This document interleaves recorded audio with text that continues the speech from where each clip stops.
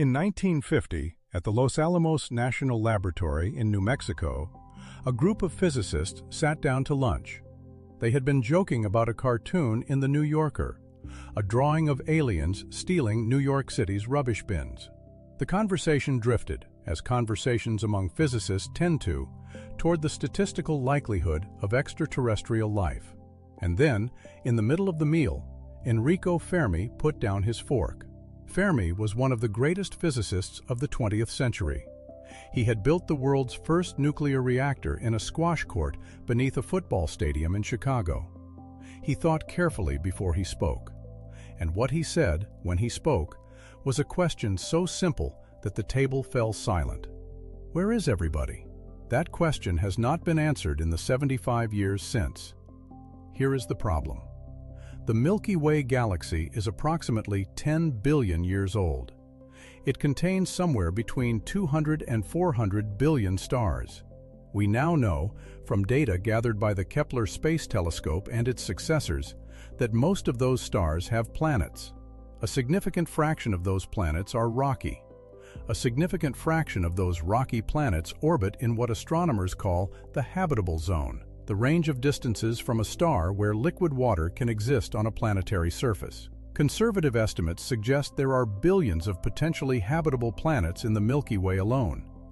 And the Milky Way is one of at least 2 trillion galaxies in the observable universe. Life on Earth began approximately 3.8 billion years ago, almost immediately, in geological terms, after the planet cooled enough to support it. Intelligence evolved, then technology, then radio transmissions, which have been leaking into space since the early 20th century. A sphere of human radio signals is now expanding outward from Earth at the speed of light, over 100 light-years in every direction. If life begins readily on habitable planets, and if intelligence eventually emerges, and if intelligent civilizations develop technology, then the galaxy should be full of signals, full of evidence, full of civilizations at various stages of development, some far older and more advanced than ours. We have found none.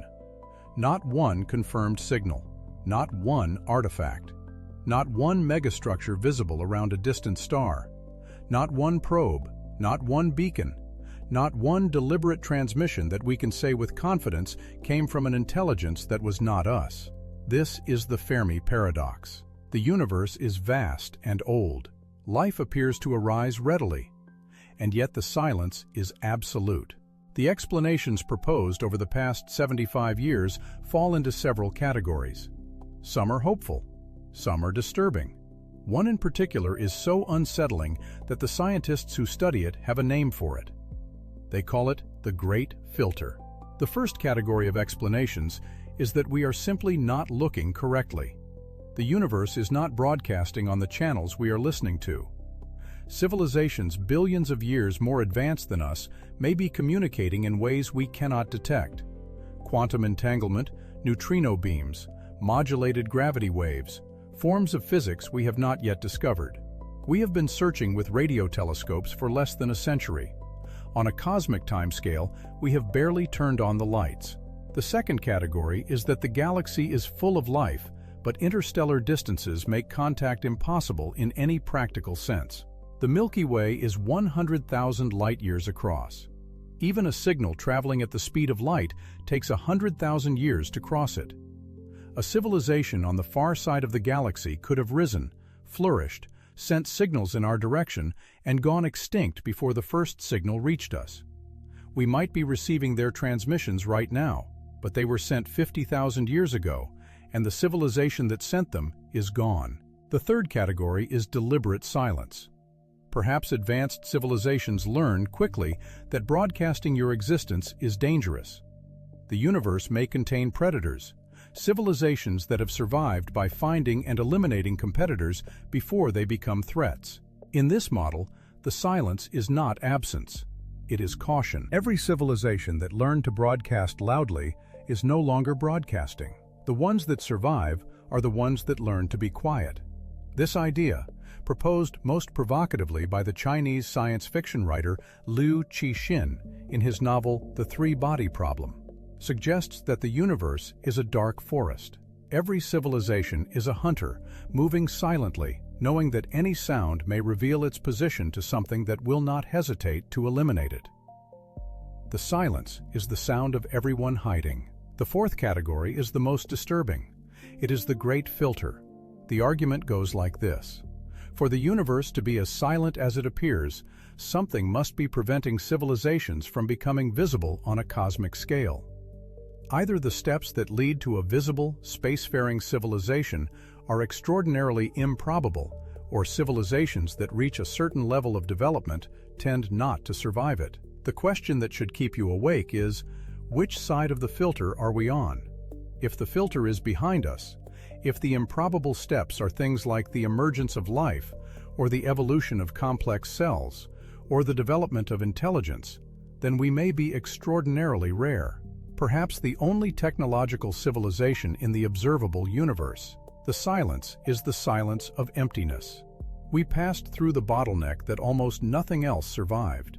If the filter is ahead of us, if civilizations routinely reach our level of development and then destroy themselves, then the silence is a warning.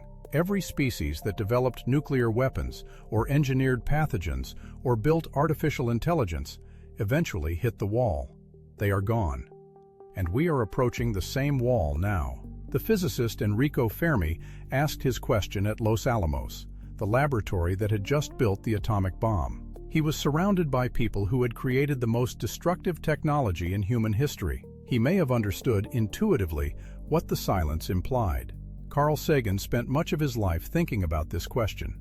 He believed that the final variable in the Drake equation, the equation that tries to calculate how many communicating civilizations should exist in the galaxy, was the key variable. That variable is L, the average length of time that a civilization survives after developing the technology to communicate across space. If L is 1,000,000 years, if civilizations tend to endure, the galaxy should be full of signals. If L is 100 years, if civilizations tend to destroy themselves not long after developing radio, then the galaxy should be quiet.